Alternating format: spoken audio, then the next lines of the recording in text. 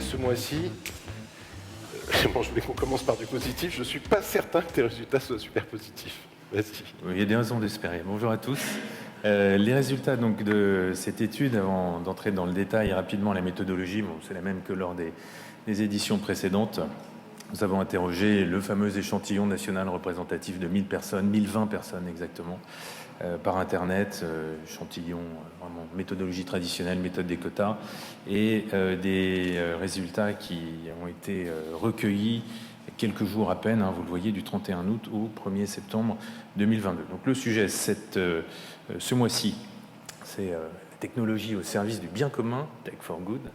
On a voulu entrer dans le sujet en interrogeant les Français sur les efforts qu'à titre personnel, ils font déjà ou ils sont prêts à faire lorsqu'ils achètent des produits en magasin ou sur Internet dans l'objectif de lutter contre le dérèglement climatique. Alors on sait très bien que le déclaratif dans un sondage d'opinion induit des réponses qui sont toujours un peu trop fortes. Il y a un peu de survalorisation des comportements vertueux. Mais tout de même, ça nous permet de dresser un premier état des lieux, mais on voit qu'il y a quelques comportements qui, d'ores et déjà, selon les Français, sont appliqués systématiquement ou souvent. Le premier, réduire le gaspillage. 58% des Français nous disent qu'ils achètent des produits dont la date limite de consommation est proche pour moins gaspiller. C'est notamment le cas davantage des femmes et des catégories populaires, c'est-à-dire des employés et des ouvriers. Deuxième élément, le patriotisme économique, qui est aussi un geste d'autoprotection. Acheter des produits made in France, 55%, avec sa déclinaison locale. Acheter des produits alimentaires locaux ou en circuit court, quasiment au même niveau, 52%. Et puis, évidemment, dans la lutte contre le dérèglement climatique, il y a aussi la restriction de la consommation. Acheter moins, 52% des Français nous disent le faire systématiquement ou souvent. C'est peut-être là aussi, pas seulement quelque chose de souhaité, mais aussi quelque chose de contraint.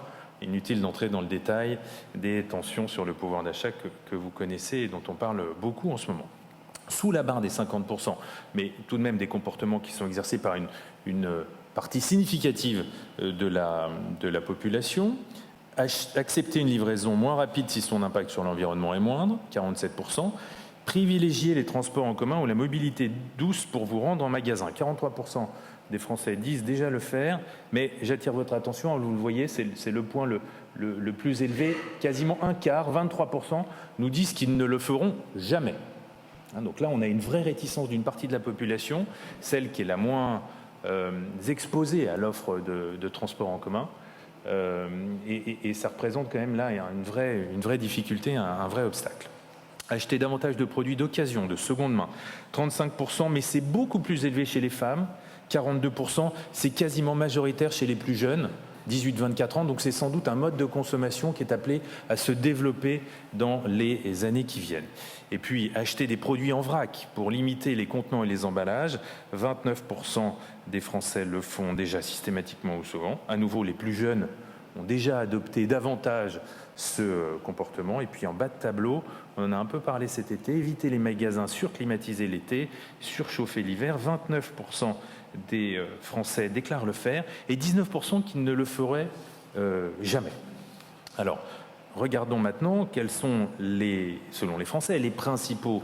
Alors, je passe rapidement sur le détail des tableaux par manque de temps, mais vous aurez tout ça accessible sur le site internet de la Retail Tech. Deuxième élément, donc, les efforts que devraient faire les magasins ou les sites de e-commerce pour lutter contre le dérèglement climatique. Donc on passe à un aspect plus normatif. Bon, vous le voyez, il y a une réponse majoritaire, une seule, qui se détache de toutes les autres, c'est la lutte contre la pollution lumineuse nocturne. Éteindre les enseignes lumineuses la nuit, 64%. Plus on est âgé, plus on adhère à cet objectif. Et on voit que c'est vraiment la priorité pour les Français. Il y a d'autres objectifs, mais un cran en dessous, c'est le principe d'une hiérarchie. La réduction du suremballage, 49%, notamment les femmes qui citent davantage cet élément. Réduire la température, moins climatiser les magasins l'été, moins les chauffer l'hiver, 44%. Recycler les déchets industriels, 41%. On retrouve les aspects de circuits courts, soit proposer des produits made in France, 33%, soit le local, 35%. Les efforts énergétiques, évidemment. Les Français attendent des efforts énergétiques, et là, ça recoupe l'utilisation des énergies renouvelables, 28%, et puis évidemment, la rénovation énergétique des bâtiments.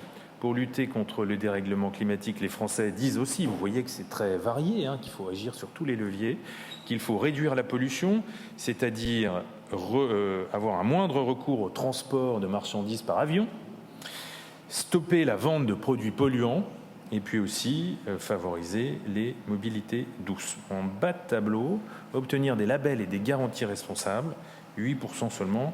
On voit que pour les Français, la contribution est moins directement évidente. Alors c'est une hiérarchie, Ça ne veut pas dire que dans l'absolu, ça n'a pas d'impact ou ça ne doit pas être fait. On en reparlera tout à l'heure. Je pense que Franck, tu as dû prendre des notes sur ce qui a été dit, parce que, si je reviens juste... ce qui est très étonnant, on en reparlera, c'est que bien sûr, il y a un problème d'éducation. Les Français, quand ils font ce classement, n'ont pas d'idée de l'impact. On sait à quel point, Franck, je pense que tu en tireras deux mots, les enseignes lumineuses, c'est un symbole, mais ça ne pèse rien, 0,0x, par rapport à d'autres sujets dont ils ne voient pas l'impact. Donc là aussi, on a un problème d'éducation, d'information. Les retailers ne peuvent pas tout, parce que de toute façon, ils seront accusés de transformer. Donc c'est vraiment au pouvoir public, à l'écosystème, à nous de pousser. Alors dans ce cadre général, comment se situent les entreprises ? Comment les Français perçoivent les entreprises dans leurs actions de Tech for Good ? Le premier élément, c'est l'insincérité des entreprises. Et ça, c'est très net. Il y a une vraie suspicion à l'égard de leur motivation réelle quand elles prétendent vouloir agir positivement pour le bien commun. En réalité, on les soupçonne d'être mus par des préoccupations marketing et donc financières, plus que par une volonté réelle de modifier les choses. Ça vaut en matière environnementale. 83% des Français nous disent que les entreprises ne sont pas sincères dans leur volonté d'agir positivement pour l'environnement. C'est le greenwashing. Et ça vaut en matière sociale ou sociétale, social washing, au même niveau, 83%. Cette insincérité, elle provient de la perception que d'une incompatibilité, même d'un antagonisme entre les objectifs business des entreprises, les objectifs de rentabilité, les objectifs de performance, et puis le fait d'avoir un impact environnemental positif ou social positif. Là aussi, vous voyez cette incompatibilité, on peut même dire aussi ce conflit entre des objectifs de court terme et puis des problèmes qui doivent se régler sur le moyen terme ou sur le long terme.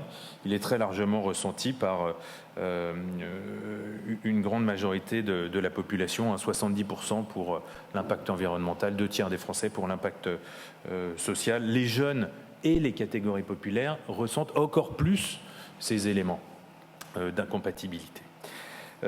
Alors, dans ce cadre, les Français nous disent aussi très clairement qu'il y a une sous-utilisation des technologies pour améliorer l'environnement, 83%, et pour améliorer la société, à tel point que les enseignes de la distribution devraient se servir davantage de ces nouvelles technologies pour améliorer leur impact environnemental et leur impact social. On parlait de solutions, là il y a un gisement de solutions technique, technologique, qui pour les Français n'est pas encore exploité.